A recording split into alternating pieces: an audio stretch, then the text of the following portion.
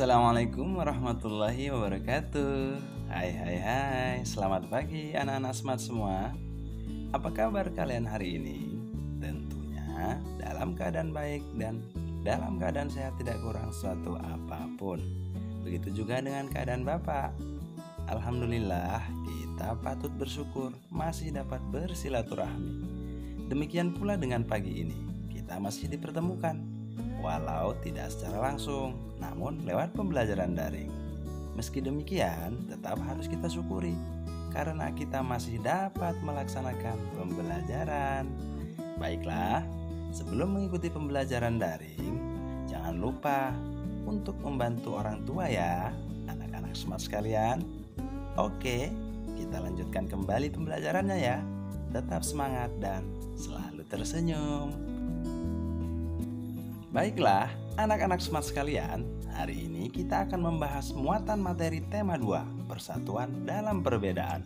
Subtema 3, bersatu kita teguh, dalam pembelajaran ke-1. Sebelum kita memulai pembelajaran, mari kita berdoa menurut agama dan kepercayaan masing-masing. Berdoa mulai. Berdoa selesai. Selanjutnya, mari kita simak dulu tujuan pembelajaran yang akan kita capai pada pembelajaran hari ini.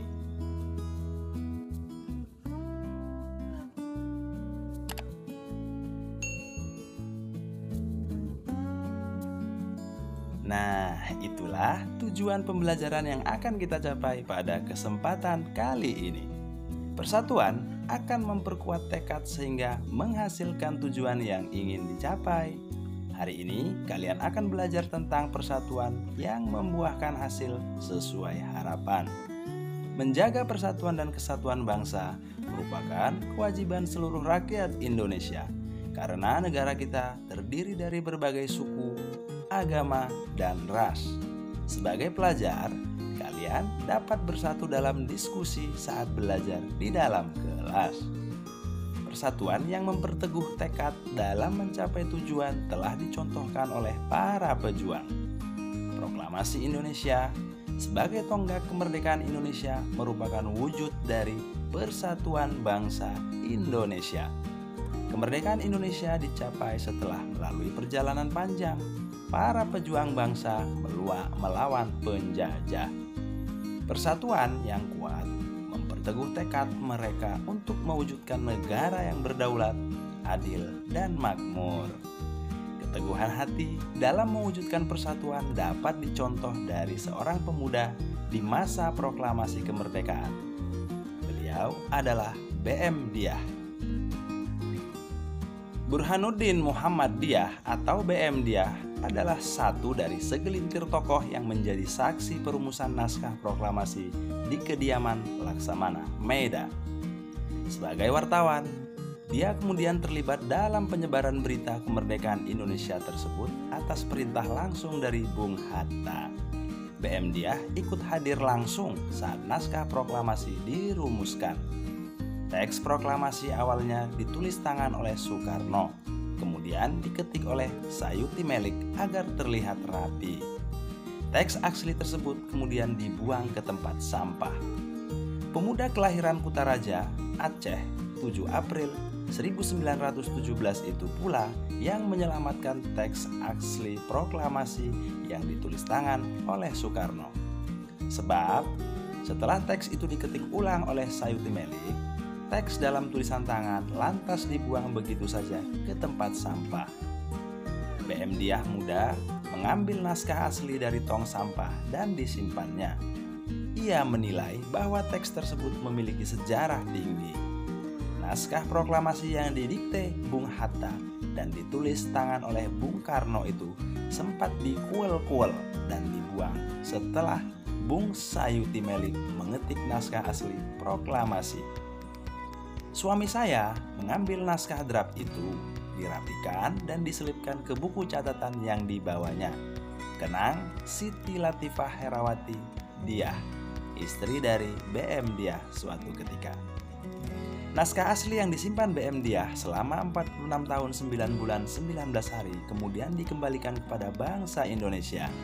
Dia membawa naskah asli proklamasi kemerdekaan Republik Indonesia pada Selasa pagi 19 Mei 1992 pukul 10.30 dan menyerahkannya melalui Presiden Soeharto. Naskah itu kemudian disimpan oleh Arsip Nasional atas anjuran Soeharto. Keputusan BM Dyah untuk menyimpan naskah asli sangat tepat. Seluruh bangsa Indonesia sampai sekarang dapat menikmati naskah asli proklamasi dan belajar banyak dari kejadian saat itu. Nah, itulah sekilas informasi tentang BM Dyah yang menyimpan dan menyelamatkan naskah asli teks proklamasi kemerdekaan Republik Indonesia. Anak-anak smart sekalian, amatilah kata-kata yang terdapat pada bacaan tersebut. Apakah kata-katanya termasuk kata baku? Nah, tahukah kamu tentang kata baku? Kata baku adalah kata yang digunakan dalam situasi resmi, di mana penulisan dan pengucapan sesuai pedoman ejaan yang disempurnakan atau EYD dalam Kamus Besar Bahasa Indonesia atau KBBI. Selanjutnya, tugas kalian yaitu bacalah kembali teks tersebut.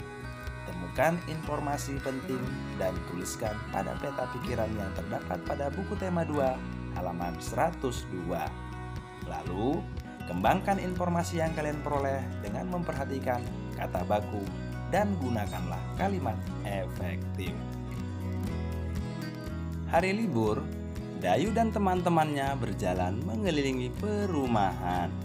Mereka melihat sekelompok orang sedang menanam pohon di lingkungannya. Banyak tanaman yang harus mereka tanam. Dalam waktu singkat, seluruhnya tertanam dengan rapi. Dayu dan teman-temannya kagum dengan warga tersebut. Mereka bersatu menjaga lingkungan dengan menanam pohon. Tanaman sangat berguna bagi kehidupan manusia. Salah satunya adalah untuk membersihkan udara. Banyak penduduk Indonesia memanfaatkan tanaman sebagai pagar. Salah satunya adalah beluntas. Beluntas adalah tumbuhan semak. Tumbuhan ini bercabang banyak, berusuk halus, dan berbulu banyak. Beluntas dapat tumbuh di daerah kering, tanah keras, dan berbatu. Tingginya bisa mencapai 3 meter. Dengan habitat dan ciri fisiknya tersebut, beluntas banyak dimanfaatkan sebagai tanaman pagar. Banyak rumah-rumah menggunakan beluntas sebagai pagar hidup. Selain tumbuhan, hewan juga berguna bagi kehidupan manusia. Contohnya adalah keong sawah. Keong sawah atau tutut hidup di perairan dangkal yang berdasar lumpur. Keong sawah banyak hidup di sawah, rawa-rawa, pinggir danau, dan pinggir sungai kecil. Keong sawah berguna untuk membersihkan lumut di kolam ikan. Keong membersihkan lumut atau rumput yang biasanya tumbuh mengambang di atas air. Nah, itulah sebagian contoh manfaat tumbuhan dan hewan bagi kehidupan manusia. Selanjutnya, mari kita cari tahu manfaat lain dari hewan dan tumbuhan bagi manusia dan lingkungan. Yang pertama, manfaat hewan bagi manusia dan lingkungan adalah 1. Sebagai penghasil bahan pangan. Manusia memanfaatkan hewan untuk bahan makanan seperti daging, telur, dan susu. Yang kedua, penghasil bahan sandang. Hewan memiliki manfaat terkait kebutuhan sandang seperti kain sutra yang berasal dari serat kepompong ulat sutra. Domba dapat menghasilkan wol. Kulit hewan seperti sapi dan kerbau dimanfaatkan dalam pembuatan jaket. Yang ketiga, sebagai penghasil bahan kerajinan. Kulit sapi dan kerbau dimanfaatkan sebagai bahan pembuatan wayang kulit. Selain itu, bulu angsa dimanfaatkan untuk membuat kok. Yang keempat, menghasilkan pupuk organik. Kotoran berbagai jenis hewan seperti sapi dan kambing dapat digunakan sebagai bahan pembuatan pupuk organik yang baik dan tidak membahayakan bagi lingkungan. Yang kelima, sebagai penghasil tenaga. Tenaga gajah dimanfaatkan untuk mengangkut kayu. Tenaga kuda dimanfaatkan untuk menarik delman. Tenaga kerbau dimanfaatkan untuk membajak sawah. Nah, selanjutnya manfaat tumbuhan bagi manusia dan lingkungan, yaitu 1. Sebagai bahan makanan. Bagian tumbuhan yang dapat digunakan untuk bahan makanan adalah batang, daun, bunga, buah, dan biji. Yang berikutnya, sebagai bahan sandang. Serat kapas dapat dimanfaatkan untuk membuat kain katun. Yang ketiga, manfaat tumbuhan adalah sebagai bahan bangunan. Kayu dari pohon jati, pohon kelapa, dan pohon meranti dimanfaatkan untuk bahan bangunan. Manfaat yang keempat, tumbuhan adalah sebagai bahan obat. Banyak tanaman dimanfaatkan untuk obat, misalnya jahe untuk mengobati batuk, daun kumis kucing untuk mengobati ginjal, daun jambu biji untuk mengobati diare. Selanjutnya, manfaat tumbuhan yang kelima adalah sebagai bahan baku industri. Industri banyak memanfaatkan tanaman untuk kebutuhan manusia. Contohnya, getah karet digunakan dalam pembuatan bat. Getah pinus dimanfaatkan sebagian orang dalam industri cat. Kayu pinus digunakan dalam industri kertas. Buah kelapa sawit dimanfaatkan sebagai bahan dalam industri minyak goreng. Manfaat tumbuhan yang keenam adalah bahan pewarna alami. Tanaman dapat digunakan sebagai pewarna alami. Contohnya, sawi dan pandan untuk warna hijau, wortel sebagai pewarna jingga, dan kunyit untuk warna kuning.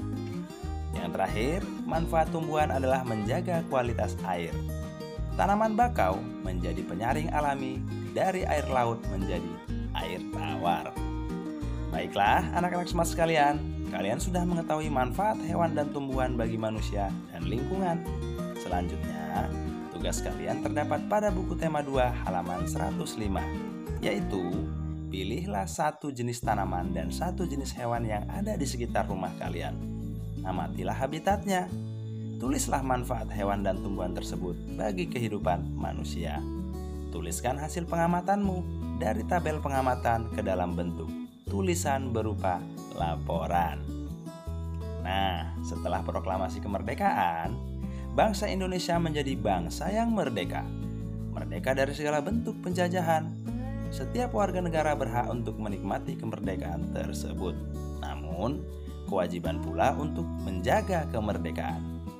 Kemerdekaan yang diraih dapat mewujudkan rakyat yang makmur dan sejahtera karena mereka bebas berkarya dan menambah wawasannya. Amatilah gambar berikut. Gambar tersebut mencerminkan rakyat yang sejahtera. Mereka menikmati kemerdekaan dengan memperoleh kebebasan dalam melakukan pekerjaan dan memperoleh pendidikan. Tugas berikutnya bagi anak-anak smart yaitu tulislah 3 kegiatan yang dapat kalian lakukan agar kalian berhasil sebagai pelajar. Negara yang besar adalah negara yang rakyatnya sejahtera. Agar sejahtera, kita wajib bahu-membahu melaksanakan kewajiban kita agar tujuan tercapai. Negara yang sejahtera dapat terwujud apabila rakyatnya bersatu, bekerja keras mencapai tujuan. Segala halangan dan kesulitan dapat teratasi dengan adanya persatuan yang erat dan kuat. Baiklah, anak-anak smart sekalian, hari ini kalian sudah belajar banyak hal, antara lain menyebutkan ciri kata baku dengan benar, mengembangkan informasi pada peta pikiran melalui tulisan menggunakan kata baku dan detail.